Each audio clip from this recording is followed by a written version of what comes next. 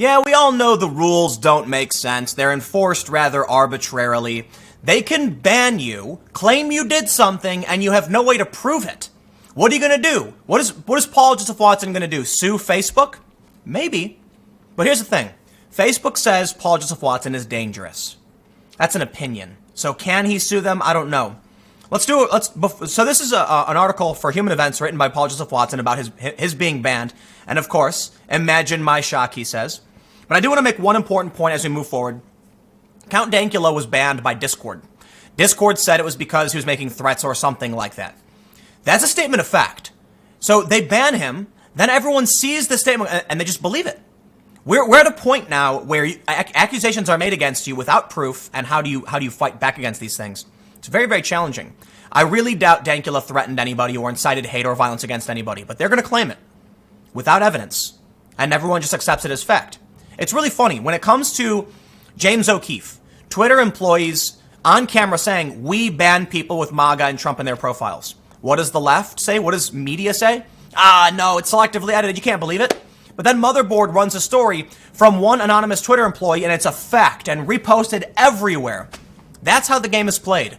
The rules don't make sense, and they will choose to ban you, and there is nothing you can do to stop it. Unless, of course, regulation.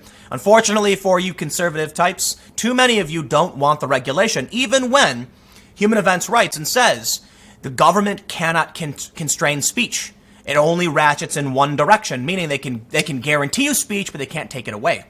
So, and again, don't that doesn't mean all conservatives, but unless the moderate group, the moderate bunch, liberals, classic liberals, libertarians, whatever, come together and say, you know what, maybe there is something we need the government to do, then nothing's going to change.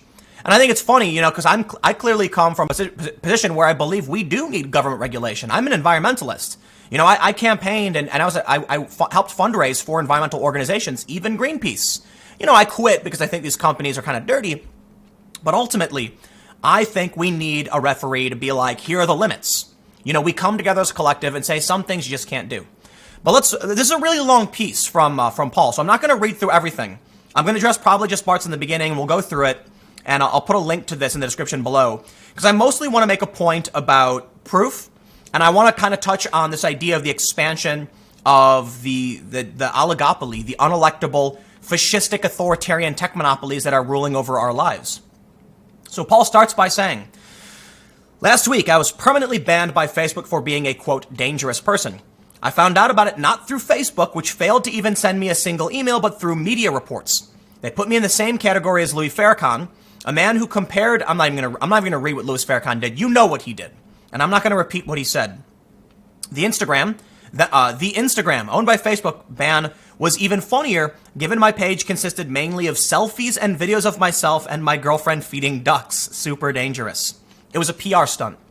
Banning Farrakhan was a PR stunt, and a really, really important point was brought up when this all happened. Tons of outlets were calling Farrakhan far right. Why? I can't remember who pointed this out, but they said, listen, here's what happened. They have a PR problem. They want to get rid of Paul and other people. So they say, we're going to ban these far-right people, and then someone goes, oh, but we're going to be accused of bias. Well, then ban Farrakhan, too. So they lump Farrakhan's name in there, and then it says far-right influencers, Watson, Farrakhan, Milo, etc. And that was the game. They don't actually care about Paul, as evidenced by the fact that his Instagram is just selfies. In fact, there are people on the left who jokingly refer to Paul as that handsome guy or the handsome conspiracy guy. They literally call it. It's meant to be a joke, pointing out that he's posting all these selfies of him, like cigarette in his mouth and stuff like that. They're poking fun at the fact that his content on Instagram is selfies. He is not one of these accounts that posts memes. It's my understanding, right? Because I don't actually follow him. But that's the joke I've heard from people on the left about him. That handsome guy. And they laugh, making fun of, he's, taking pictures of himself. It's not necessarily, they're not poking fun thinking he's ugly. No, they're actually pointing out that he loves, maybe a narcissism play in his looks. He says, but as humorous as it is, I take exception to being defamed as a dangerous person. That's what I. To whom am I a danger precisely? Mark Zuckerberg, a billionaire who wants to create a cult out of 2.4 billion people? A creepy oligarch who wants to dictate the thoughts that can be expressed by a third of the Earth's entire population? Who's the bigger danger? This dude is a nightmarish, creepy robot man. It's like, there's memes about Zuckerberg being a lizard person or a robot. And he's not a good, Facebook does so much bad stuff. Facebook is terrible. I want to make a point right now. Like, I didn't want to make this so much as to, like, talk about Paul's piece. Like I said, I don't want to read through the whole thing. I want to talk about the tech oligopolies. If you didn't catch it, I made a video yesterday. Amazon is going to pay the New York Times and BuzzFeed to expand. Is that not a conflict of interest for a news organization to take direct funding from a company that has no ownership in it? That's terrifying. Amazon is growing and spreading its tendrils all over the place. There's some good things about it. Don't get me wrong, right? The Amazon deal in New York would have been a good thing. But we do have to recognize we got to put the line somewhere. Amazon shouldn't be giving money to news organizations because then we can't trust them to accurately report on what's going on. Facebook operates what's called a shadow profile. There's a lot of people talking about data privacy. Facebook should be able to give you your data and remove it, blah, blah, blah. It doesn't matter. It doesn't matter. Let me tell you something, okay? I've talked about it before, shadow profiles. If you've never signed up for Facebook, you are still on Facebook. You just don't know it. So here's the example I gave on Twitter. Your mom, your girlfriend or boyfriend, and a friend of yours all have you in their phone book. Your friend has you as John Doe, your name. Your girlfriend has you as, girlfriend or significant other or boyfriend, and your mom has you as child. Facebook gets those phone numbers and says, here's one phone number identified as these things. They now know Jane Doe, your mom, you are the child. They now know, Sarah Day, your girlfriend or, John, whatever, significant other is your significant other, and your friend has given them your name. Now they have you, John Doe, and they have your connections. Facebook has a massive network of profiles called shadow profiles, whether you sign up or not, because they collect data from everybody. They can figure out what you're going to eat. I kid you not. They have, I believe it's Facebook, but there was talks about an algorithm that can predict where you will go eat because of your location and because of your habits. And listen, a lot of people might not realize this, but innocuous things like someone posting a photo of their shoe could somehow corroborate with people eating Mexican food. We don't know how, but the AI can see this. They can be like, whatever reason, there is a 56% chance that after someone posts a photo of a shoe, they go to Taco Bell. And I'm not saying that's true. I'm just saying that's kind of like a hypothetical. It may seem innocuous to you, but the computer associates it with pattern of behavior. Let's read a little bit more about what Mark had to say. What Paul had to say. No, not what Mark had to say. In tandem with this ban, Facebook instituted a new policy which states if you post material about people Mark Zuckerberg doesn't like, it will be removed and you may be banned. Talk about a dangerous effing egotist. This is a really, really important point. Facebook has decided you can talk about InfoWars so long as it's negative. Whoa. This is insane. Think about that. What happens if Facebook says, we've decided you can only talk about us if it's positive? You can't say anything bad about Facebook. I kid you not. That's actually their policy. You can post Instagram clips and videos if you are condemning it. That is Facebook telling you what opinions you are allowed to have. That is nightmarish. It is beyond the capacity of a government. No one can, listen,